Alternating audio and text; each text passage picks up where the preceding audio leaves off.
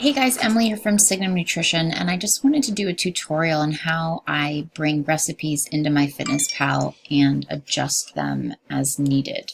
So first you need a URL. So I'm going to take this recipe I found for meatballs, and I think it looks really good. The recipe looks doable, healthy, fresh ingredients.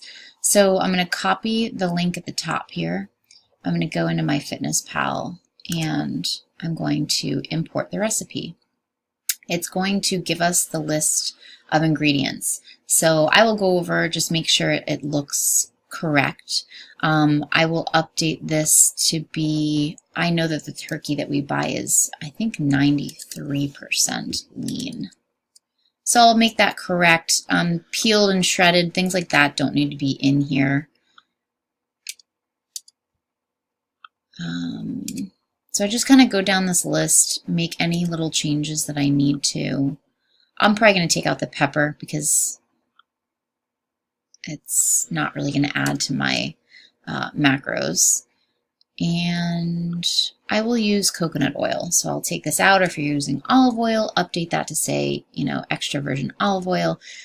You want to make sure the servings are right. So most of the times when I'm doing this, I'm making it for lunch, and I want to make 6 of them. So most recipes only make 4. I'm going to keep it at 4 for now, but just remember that if you are doing that, you're going to have to add 33% to each of these ingredient items. So when you hit match ingredients, it's going to give us the total calories per serving, and it's going to want to make sure that it's pulling the correct ingredient items. So you always really just want to look at the total fat, carbs, and protein. If this is for 4 meals, that looks about right to me. 110 grams of protein divided by 4, that's about 27 grams of protein in each meal. We've got an apple. It's just that some of these items that auto-populate, they're not always accurate. Like, oh man, I've had some stuff load in really, really strange ways. So I just have to go in and edit the quantity or replace the quantity. So this is mostly just herbs, and our turkey is the main item. Our coconut oil is going to add a little fat to the dish. Super low in carbs. The apples only have 22 carbs in it. So let's say I like it. I'm going to hit save. And then we've got my recipe box. So these are all recipes I've made in the past, or ones I've put in for clients to show them what they're consuming. So I'm going to click on this, and it's going to give me the nutrition facts.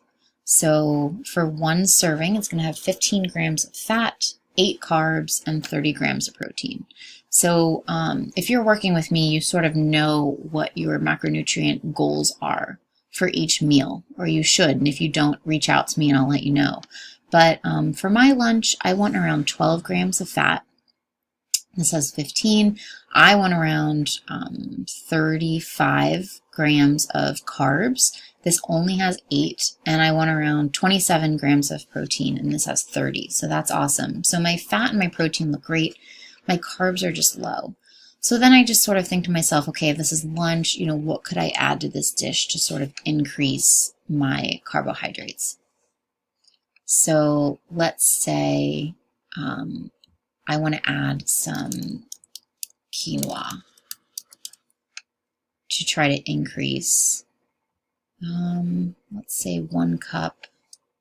Actually, let's say 2 cup. No.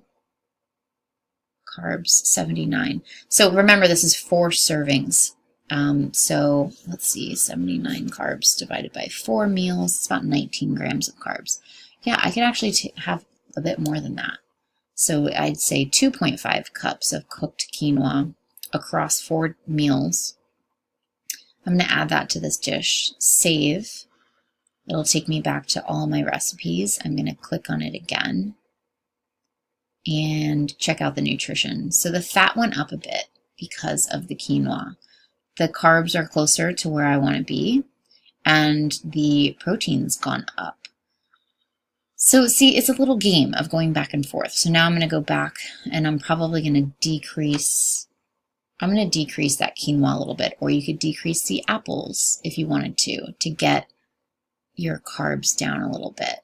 So cooked quinoa, see, I'm going to, oops, okay, see, I'm doing it wrong. I want to edit the quantity. So let's take this back down 1.75 cups.